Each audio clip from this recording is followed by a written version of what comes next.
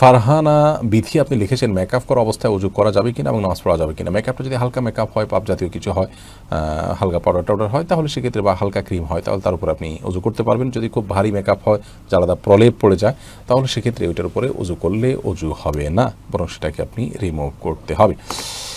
এরপরে আপনি সাজ্জাদ লিখেছেন মায়ের দোষ আছে মেয়ের নাই, সেই মেয়েকে বিবাহ করা যাবে কি না। অবশ্যই বিয়ে করতে পারেন সন্দেহাতীতভাবে। মেয়ের যদি দোষ না থাকে, তাহলে সে মেয়ে যদি দিনদার হয়, দিনের ক্ষেত্রে অগ্রসর হয়, তাকে বিয়ে করাতে কোনো দোষের কিছু নেই। ঘুম পাগলি আইডি থেকে আপনি লিখেছেন স্বামী হাত খরচ দেয় না, এজন্য মিথ্যা বলে টাকা নিলে কি পাপ হবে। স্বামী যদি হাত খরচ না দেয়, তাহলে মিথ্যা বলে টাকা নেবেন কেন? মিথ্যা কোনো অবস্থাতে জায়েজ নেই। আপনি তো হাত খরচ, জীবন বাঁচানোর জন্য তো আপনার হাত খরচের প্রয়োজন নেই। আপনি স্বামীর কাছ থেকে বিভিন্ন কৌশলে আপনি টাকা চাইতে পারেন, ঘুরিয়ে ফিরিয়ে চাইতে পারেন, কিন্তু সরাসরি মিথ্যা কথা বলা আপনার জায়েজ নয়। তাও সেটি তখন যদি আপনার এছাড়া কোনো উপায় না থাকে এবং আপনি যদি একরকম বাধ্য হন যে হাত খরচ ছাড়া আমার চলে না, আমার অসুবিধা হয়, এরকম পরিস্থিতিতে আপনি আপনার খুব বেশি প্রয়োজন হলে, সেই প্রয়োজন তিনি না মেটালে আপনি একটু কৌশল করে তার কাছ থেকে চাইলেন, কিন্তু মিথ্যা বলবেন সরাসরি, এটার কোনো সুযোগ নেই। আর আপনার মহরের টাকা দিয়ে আপনি হাত খরচ হিসাবে ব্যবহার করতে পারেন। আপনার প্রয়োজনীয় সমস্ত যে চাহিদাগুলো আছে, যেগুলো আপনার মৌলিক প্রয়োজন, সেগুলো মেটার জন্য স্বামী তো বাধ্য। সেগুলো তিনি না দিলে আপনি অবশ্যই তার অজান্তে তার সম্পদ থেকে প্রয়োজনীয় অংশ নিতে পারেন। কিন্তু হাত খরচ বলতে টাকা উড়ানোর জন্য, জাস্ট এনজয়ের জন্য, মজা টজা করার জন্য আমরা যে খরচ করে থাকি, সেই টাকাটা আপনি তার কাছ থেকে মিথ্যা বলে নেবেন কিংবা না বলে নেবেন, এর কোনো সুযোগ নেই।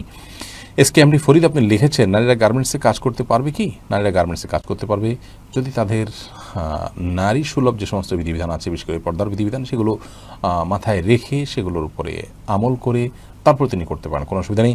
মোহাম্মদ ফরহাদউদ্দিন লিখেছেন বউ মোবাইল চাইছে, মোবাইল কিনে দিয়ে এর দাম কাবিন থেকে কি বাদ দেওয়া যাবে। অসুবিধা নেই, অবশ্যই দিতে পারেন। স্ত্রীকে মোবাইল দেওয়া, এটা তার মৌলিক প্রয়োজনের অন্তর্ভুক্ত কোনো বিষয় না। বিধায় স্ত্রীকে আপনি মোবাইল কিনে দিয়ে সেটাকে মহারণা থেকে আপনি কেটে দিতে পারবেন, যদি সেটা চেয়ে থাকে, কোনো অসুবিধা নেই। মহারণা সেখান থেকে আপনার কেটে নেওয়া যেতে পারে।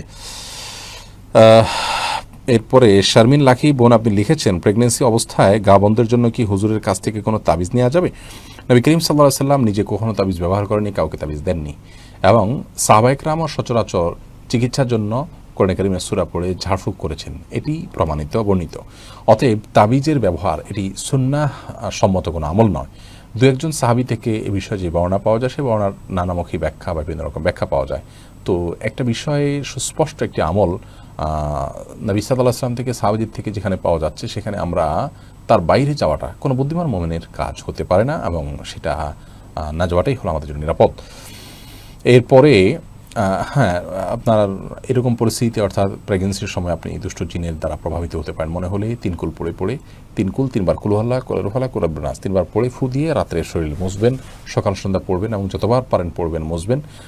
সূরা ফাতিহা পড়ে ফু দিবেন এবং সূরা বাকারা তেলাওয়াত করবেন। এ জাতীয় যে আমলগুলো আছে সকাল সন্ধ্যার আমল সহ, সেগুলো বেশি করবেন।